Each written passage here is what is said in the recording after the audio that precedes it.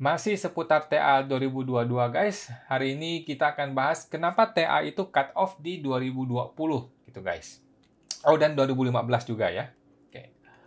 By the way, tadi gue barusan nonton film James Bond, No Time to Die ya. Film terakhirnya Daniel Craig. It's always nice to see a movie about death. Oke.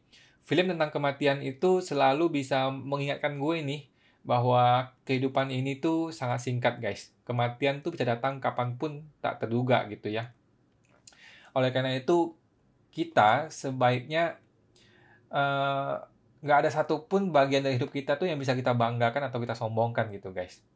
Melainkan kita perlu untuk lebih berendah hati dan lebih banyak berbuat kebajikan. Gitu sih guys. Oke, lanjut.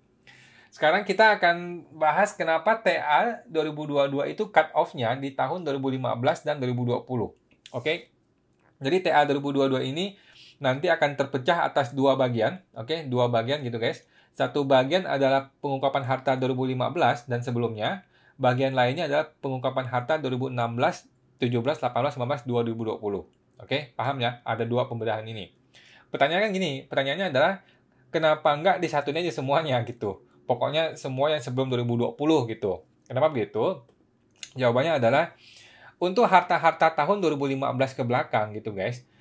Itu sudah dikunci oleh Undang-Undang Nomor 11 Tahun 2016 tentang pengampunan pajak. Gitu guys. Sudah dikunci di situ. Jadi harta 2015 ke belakang itu sudah dikunci berdasarkan Undang-Undang Pengampunan Pajak gitu. Sehingga undang-undang yang baru ini, yang RUU HPP ini, hanyalah bisa melengkapi atas undang-undang pengampunan pajak yang dulu itu, gitu guys. Oke. Nah, undang-undangnya sekarang yang baru tidak bisa membatalkan undang-undang yang lama, gitu. Karena nanti akan terjadi ketidakpastian hukum. Nggak boleh begitu. Prinsip hukum itu adalah tidak boleh terjadi ketidakpastian hukum. Jadi undang-undang itu tidak boleh membatalkan undang-undang yang lama.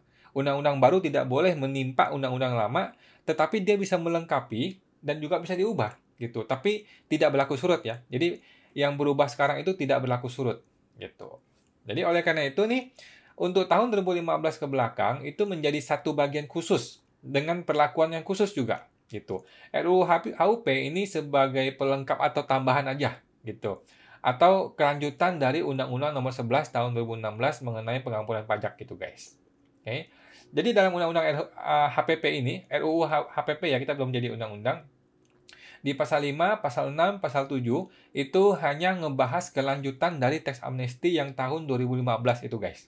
Oke, yaitu membahas mengenai pengungkapan harta sukarela atas harta yang belum diungkapkan dalam teks amnesti 2015. Oke. Jadi fondasi dari TA 2022 untuk harta 15 tahun 2015 adalah surat pernyataan TA tahun 2015 itu. Oke, itu adalah fondasi dari TA 2022. Sedangkan pasal 8 sampai pasal 12 itu barulah ngomongin pengungkapan harta sukarela atas tahun 2016 sampai 2020 guys. Oke, ngomong-ngomong mengenai pasal ini masih bisa berubah-ubah ya guys, karena ini baru RUU. Oke, jadi gini, teman-teman udah paham ya teman-teman ya? Kenapa terpecah atas dua bagian? Karena tahun 15 itu sudah dikunci oleh Undang-Undang Pengampunan Pajak yang dulu.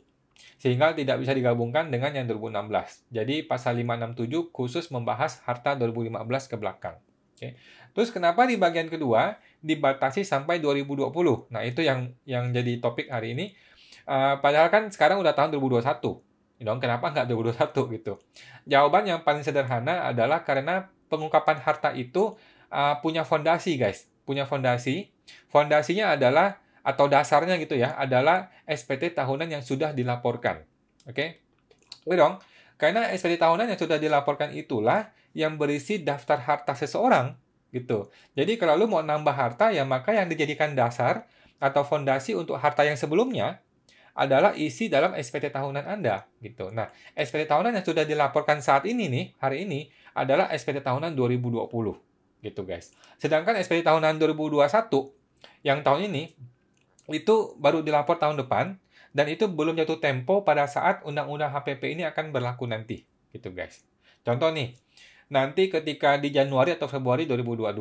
Nah, SPT tahunan 2021 itu belum jatuh tempo pelaporannya pada saat itu. Sehingga boleh dibilang pada saat orang mau ikutin TA 2022 ini, pada saat itu SPT 2021 itu belumlah dilapor, gitu guys. Jadi oleh karena itu SPT 2021 tidak bisa dijadikan dasar fondasi sebagai acuan harta lamanya, gitu guys. Oke. Nah, di sini muncul satu pertanyaan. Ini menurut gua salah satu dari dua loophole atau bugs terbesar dalam TA 2022 ini guys. Oke, gua akan bikin satu video khusus mengenai loophole ini nanti. Tapi ya nggak ada yang sempurna di dunia ini gitu ya. Loophole ini ngomong gini. Orang-orang akan cenderung berusaha mendapatkan tarif 6 atau 8% dengan melaporkan harta tahun 2015. Walaupun harta itu dia peroleh di 2016 ke depan. Contoh. Di tahun 2019, gue menang judi contohnya. Contoh nih ya, gue menang judi gitu. Gue dapat 1 miliar. Oke, contohnya nih 1 miliar. Dari uang itu, gue beliin mobil. Harganya 1 miliar. Di tahun 2019. Gitu dong. Nah, tapi kan petugas pajak tidak tahu nih kalau uang ini gue dapatkan di 2019 gitu. Nah, gue tinggal bilang aja, gue mengaku bahwa gue sudah punya uang itu sejak 2015. 1 miliar gue lupa laporkan di TA. Boleh dong? Gitu. Nah, uang ini gue pakai beli mobil di tahun 2019. Gitu. Gue melaporkan ini di TA 2022 sebagai harta 2015. Nah, bisakah undang-undang HPP mencegah orang melakukan tax planning seperti ini, guys? Menurut gue tidak bisa. Oke, ini loophole, ini gray area, ini tidak ada cara untuk mencegah hal ini, guys. Nggak ada cara untuk mencegah hal ini. Jadi, gue bisa pastikan ya, semua orang yang ikut TA nanti, NTA 2022 ini, pasti akan melaporkan tambahan harta itu sebagai harta baru di tahun 2015. Dengan tarif 6% atau 8%. Oke, hal ini nggak bisa dicegah. Ini nggak bisa dicegah oleh undang-undang HPP ini. Oke, bahkan gue belum menemukan ada sebuah alasan apapun orang tuh mau melaporkan harta TA 2022 sebagai perolehan tahun 2016 sampai 2020. Nggak ketemu alasannya, guys. Oke, tapi gini, kemungkinan terbesarnya adalah orang yang ikut TA 2022 dengan melaporkan harta 2016-2020 adalah orang yang belum pernah ikut TA 2015-nya dulu. Oke, dia lewat nih, nggak ikut gitu. Atau dia nggak punya NPWP waktu itu. Nah, kayaknya nih, orang yang tidak ikut TA 2015 itu tidak akan bisa memanfaatkan bagian pertama dari TA 2022 ini. Oke, alias dia hanya bisa melaporkan harta 2016 ke depan. Yang gue tangkap seperti itu ya. Gitu. Jadi, dia nggak bisa lapor yang 2015 ke belakang, karena dia nggak ikut TA. Gitu. Nah, orang-orang inilah yang akan dikenai tarif 12% dan 14% gitu ya. Which is gue meyakini tidak akan ada satu orang pun yang akan ikuti tarif ini, guys. Oke, gue berani taruhan. Tidak satu orang pun yang akan ikuti tarif 12 dan 14% ini. Kalau hartanya belum ketahuan, kalau hartanya belum terbaca oleh pajak gitu. Mending disimpan aja dulu hartanya daripada masih bayar 12% sampai 14%. Oke. Nah, terus pertanyaan yang masih sangat mengganjal di hati gue ini, kenapa ya perusahaan tuh nggak bisa ikut TA 2022 ini untuk tahun pajak 2016 sampai 2020? Ini agak aneh, guys. Gue sih masih nggak ketemu ya di mana logikanya gitu. Kenapa bisa begitu? Mudah-mudahan beberapa hari ke depan sih kita udah dapat jawabannya ya dari teman-teman di DJP. Mudah-mudahan ada jawabannya gitu, guys. Oke, itu aja guys buat hari ini.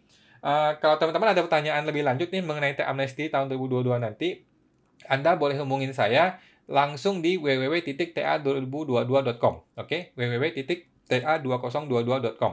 Oke, kita bisa diskusi dan tanya jawab di sana. Tapi itu bukan jasa konsultan berbayar ya guys. Oke, bukan jasa konsultan pajak berbayar gitu. Itu hanyalah sarana diskusi aja dan tanya jawab simpel aja.